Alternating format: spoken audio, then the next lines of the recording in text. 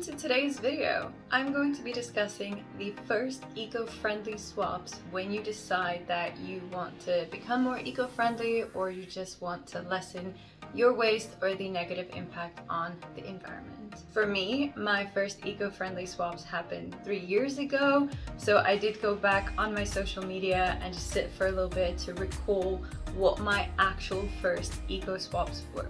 I'm going to be talking about what I started with and why, and hopefully this gives you some ideas and some tips on your journey, but just a reminder to take what serves you and leave what doesn't serve you. You can let me know if it's the same for you, but when I initially kind of realized what I was purchasing and became very aware of the waste that I was creating through my purchases, I felt really overwhelmed because I was like, there's this plastic everywhere. Like where do I even begin to do anything? Or does it even make a difference if I do like one or two things? So the short and the long is yes, it does make a difference. But also I want to encourage you to maybe not see it as making all these life changes or this really massive thing, and seeing it that every change that we make is genuinely a win and something worth celebrating, rather than getting bogged down by all the things that we're not able to do or that we're not doing just yet. That's okay, and it's a journey, and it is something that I encourage it to be enjoyable and a positive experience, and to come from a positive place of wanting to contribute to a better environment. With all that being said, let's get into the list, and I'm going to do them in order of the first eco-friendly swaps that I made. Even though I understand the process can be kind of overwhelming, I don't want to give an overwhelming list.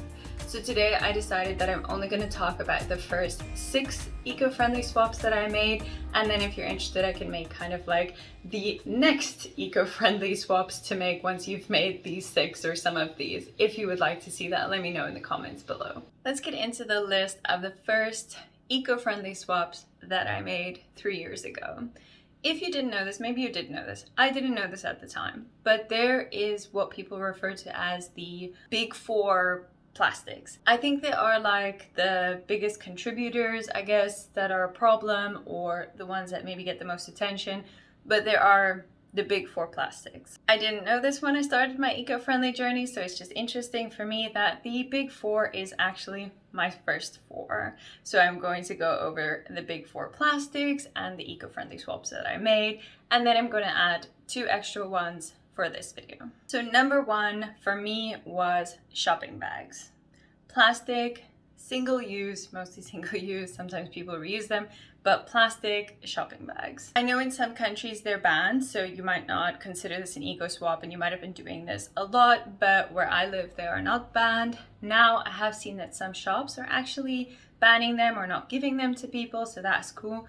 But when I started, it was a very normal thing for people to just get, and you kind of had to like stop them and be like, no, I don't want a plastic bag. So how I started implementing this is I got a lot of reusable bags, and I kept them everywhere to help me to remember to take them into the shop when I was buying things, because I had to rewire a habit for myself. So I had them in my car, I had them in where I would work, I had them in my bags. Yeah.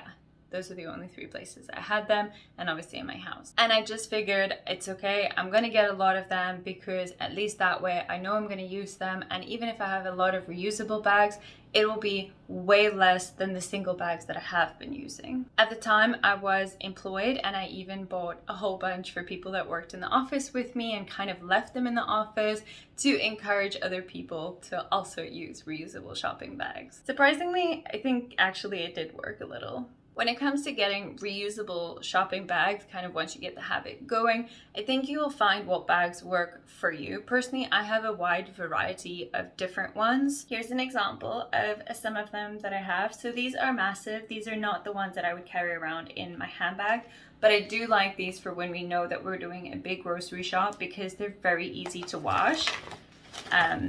They are like waterproof, so something's not going to leak through them. If I do buy something that has like condensation on it, that's not going to be a problem with these ones, and they're pretty big, so they hold a lot of groceries. These are the ones that I would like leave in my car or just remember to take when I'm doing a big grocery shop. I think ideally when buying reusable grocery bags, I'd like to buy ones that are made from recycled plastic. The reason for that is if there's no market, if people are not buying things made from recycled plastic, then recycling is a business, it's not a charity. That means if we're not buying those products, then recycling is not going to happen. And if I'm anyway going to have a reusable bag, I might as well get one that's made from recycled plastic. Then I also have like super cute cloth ones like this that actually double up as like bags for general use or going to the beach, as well as shopping bags. Mostly these I get as gifts from people that are just pretty cool to use. This one was a gift, but this is the type of ones, I have more than one of these,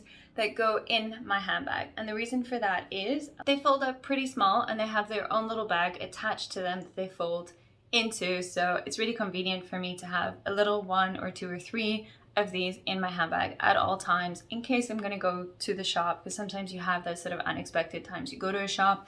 That's what these are for. These are not for my like planned shopping trips. Yeah, so that's it for shopping bags. My recommendation is just have them everywhere so that it can instill that habit. Get ones that work for you. Make sure that they're sturdy, made from a material that kind of suits your needs, and if you want it nice and small to go in your handbag or fit in your car or anything like that, there are a wide variety of options, so it's quite easy to find one that works for you. Number 2 is reusable water, or I guess juice as well, bottles. I'm not particularly proud of this, but I figured I'd share for context.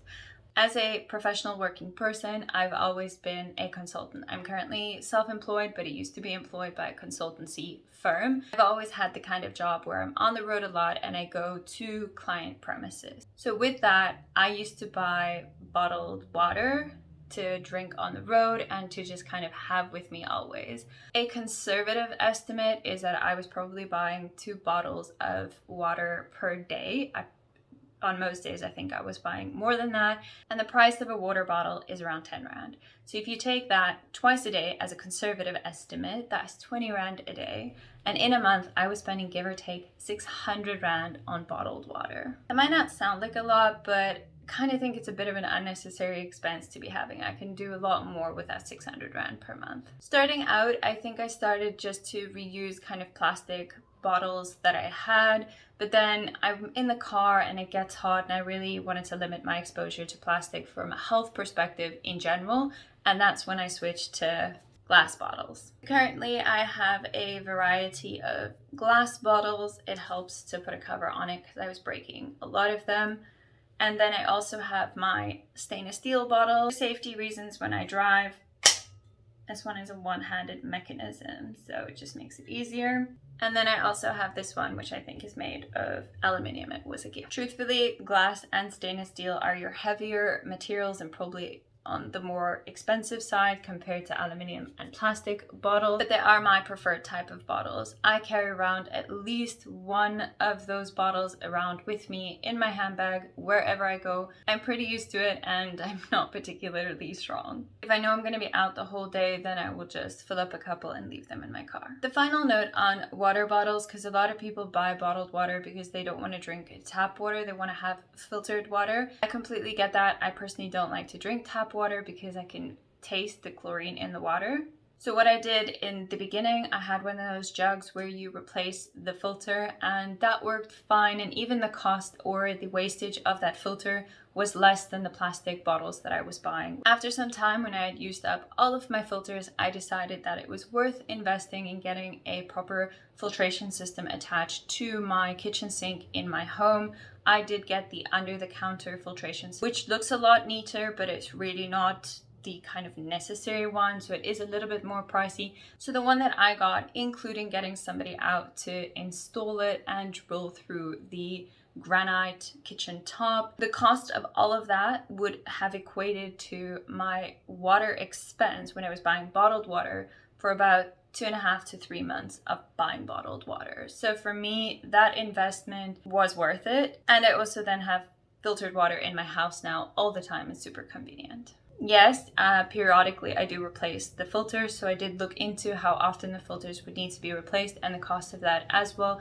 And again, even with all of that, the wastage and the total expense is less than the bottled water that I was buying at the time. And that was the bottled water switch. I think I actually found it easier than the shopping bag one because I was doing it every single day. I don't go to the shops every single day, so it was quite easy to just buy a bunch of glass bottles. That's where I started, and remember to just fill them up and take them with me. Number 3, and this one gets a lot of attention right now. I don't think it was such a popular one 3 years ago, but it definitely is quite a popular eco-friendly switch. And that is swapping out plastic straws for a more sustainable or a more eco-friendly option. When I made the switch 3 years ago, it actually wasn't that easy to find a reusable alternative, and they were quite a bit more expensive than they are now. Like, I think now they're quite affordable. So in the beginning, I started off by having 3 stainless steel straws. I now have like a lot of them. Also, mine are branded with my Instagram handle. Quickly gonna answer the questions that I get asked most frequently when it comes to stainless steel straws. First of all, the whole, like, I don't always want to carry a straw with me. Like, who remembers to carry a straw with you? I hear you, mine live in my handbag. So it's not a thing of remembering to carry a single straw. That's why I have quite a lot of them. All of my bags have multiple straws in that I hand out to friends when we're out and they're also drinking something that requires a straw. I just take it back when they're done, wipe it off, put it in my handbag when I get home. And that brings me to the second one, how I clean it. I have found, personally, I do have straw cleaners, but really I don't drink anything where the stuff gets stuck in it. So I just pop mine in the dishwasher. Then the third question, do they rust? No, they do not rust. I have had mine for 3 years. They go through the dishwasher, they chill in my handbag, and they have never rusted. Fourth question, is it gross? No, it's definitely not gross. So I think that this is pretty much all the questions that I get, and the tip that I would just give, given that they are more affordable these days, I would recommend the same as with the shopping bags, just buy a lot of them so that you don't have to consciously think about it when you go out, and have them in your various handbags. It makes life quite a lot easier, and by doing that, I've been able to avoid using a straw. Obviously, sometimes you can just not use a straw. Personally, I like iced coffees, and they're pretty difficult sometimes to drink it out of the glass, so a straw is great for that. But there are other types of liquids that I would happily just drink out the glass. So a option is to just not use a straw as well. And that one's pretty easy to remember. Stainless steel straws are my preference, but there are a variety of other options to use. So the first one, but it is still single use, is paper straws. Personally, I don't love this one. It depends obviously on how they're made, but the ones that I have used kind of a bit soggy, and they're still single use. So they're better than the plastic ones, but I prefer something that's going to be reused multiple times. The second one, it is a reusable one, is the bamboo one. I think they're pretty cool. I've never personally used one. I think they look cool. And the glass one, they look really nice, but I think I would be a little bit afraid of breaking them. I do think that they are quite hardy and they look nice, but yeah, there's the glass option. And then finally, there is the silicone option. So if I have kids one day, I think I would definitely go for the silicone option because they're more bent. And I've found when kids use my straw, they're used to plastic straws that bend. So sometimes they tip over their glass because they're not used to the straw not bending. Number 4 is reusable cups for coffee. My preference for coffee is iced coffee. You can check out my organic iced coffee recipe. I have this stainless steel cup for it, and one of my stainless steel straws goes inside of it. So this is my reusable iced coffee cup that I carry with me pretty much every single day. I'm very used to doing it. It doesn't bother me. When it's empty, I just shove it in my handbag upright because generally there's still a bit of liquid in there, so it might run in my handbag. But yeah, I've been doing this for a while. You get used to it. If normal hot coffee is your preference, these are awesome. These were a gift from my sister and my brother-in-law to me and my husband. I'm pretty sure that they're made of bamboo. They have lasted a long time. They're super durable, and yeah, they're just a really wonderful alternative. Prior to getting those, I got this one as a gift that worked really well until I got those. I prefer those because they are bamboo, whereas this one is plastic. They're both super light so easy to carry around. Then for a while I had this one. It is made of porcelain, so it is a little bit heavier and you do need to be a little bit more careful when you use it, but it's quite nice because it feels like a proper mug. This is not, I lost its lid. It's a silicone lid that goes on a porcelain thing. This fits. I don't know where this one's lid is. I think the question maybe people ask with this is the inconvenience of carrying around a cup with them. Like I said, I've been carrying around an iced coffee cup, which in my opinion is like a tad bit more bulky compared to a normal coffee cup, and you really do get used to it. So it's just about building that habit in. And I think it's more about trying to remember it most of the time. So not to punish yourself if you don't remember it once or twice, but to really try and instill the habit, especially if you're someone where you know you buy takeaway coffee every day or every second day, then it really does make a difference if you take your reusable cup with you. Also, there's lots of places that give discount or give some kind of like loyalty thing for people who bring their own cups to try and incentivize people to bring their own cups. I've even seen some coffee places now, not a lot of them, are refusing to give people single-use cups. So with the movement that way, maybe it's a good idea to get into the habit now already. I don't know. And that was the big four. So literally those are like the big four plastics or the big four swaps, I guess. And those were my first four. Now I'm going to do my fifth one and my sixth one. And I almost think that although those first four were, yeah, they're still amazing for the environment to do, I actually think number 5 made a bigger difference in lessening my general waste. So number 5 is taking my own food to work. Again, this one might seem a bit strange to people who are used to taking their own food to work, but as a consultant, I was never really at the office much, so it's not like I knew that when I get to the office I can put food in the fridge and at lunchtime I can take it out and eat it. Like if I had that kind of job, then I don't know, maybe I still wouldn't have done it. For me to really kind of do meal preps and ensure that I had meals to take with me was quite a difficult habit to build. In the beginning, I wasn't used to doing it. So I would go out and see clients and literally wherever I was and I started to become hungry, I would just buy the nearest thing, which used to be things that were in a lot of plastic and generally pretty unhealthy. So when I made my health journey, along with that, I made the journey to just making my own food and taking that with me to work. And if I was going to be at clients or on the road where I can't heat up the food, I would take things that didn't need to be heated. I had a travel like cooler bag that I would keep in my car. It's been about 2.5 years, maybe a little bit longer, that I have not eaten takeout food at all. So I choose not to eat takeout food for health reasons, but also takeout food creates a lot of waste. I know that some takeout places do allow you to take your own Tupperwares where they put it in that instead of in their kind of single-use containers. So that might also be something if you still want to purchase takeout and not necessarily always cook your own food. But for me, the general swap was instead of buying takeout or this fast food or kind of the convenient food that always came in a lot of packaging, I started to make my own food, and I have done so for, now 2.5, maybe 3 years. And it's going well because I eat healthier and I don't have that waste. All right, number 6. All of these seem to be about food or some version of a consumable. So I might have to make a video that's just first, not food related, eco-friendly swaps.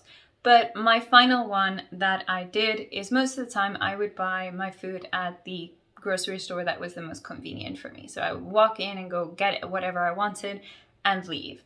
Generally, those grocery stores sold fruits and veg in a lot of, in my opinion, unnecessary plastic. So what I started doing quite early on in my journey is I would place a weekly order to a local farmer that I sourced my veg from, and it would arrive in a reusable, it still does, arrive in a reusable crate with most of the vegetables and fruits in no packaging whatsoever, with some of them in brown packaging and some of them in reusable Ziploc bags that I would then give back to the farmer. I still do that, and that has saved in really a significant amount of single-use plastic from just the weekly fruits and veg that I no longer buy in plastic. The other alternative there is to buy fruits and veg from fruit and veg stores or kind of like markets where they sell loose fruits and veg and you pick how many you want. It's not pre-packaged. And that's why I got these. These are my fruits and veg bags. And yeah, this has served me really well to minimize my waste. So if I know I'm going fruit and veg shopping, because I'm going to the fruit and veg store or the market,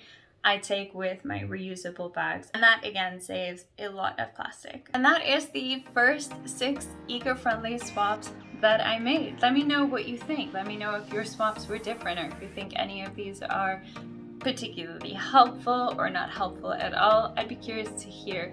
And also let me know if you do want to see a more kind of the next eco-friendly swaps or eco-friendly swaps for maybe things that are not food in future. Comment down below and let me know. And if you did find this video helpful, just remember to give it a like, because that helps me, and to subscribe to my channel if you want to see weekly content like this.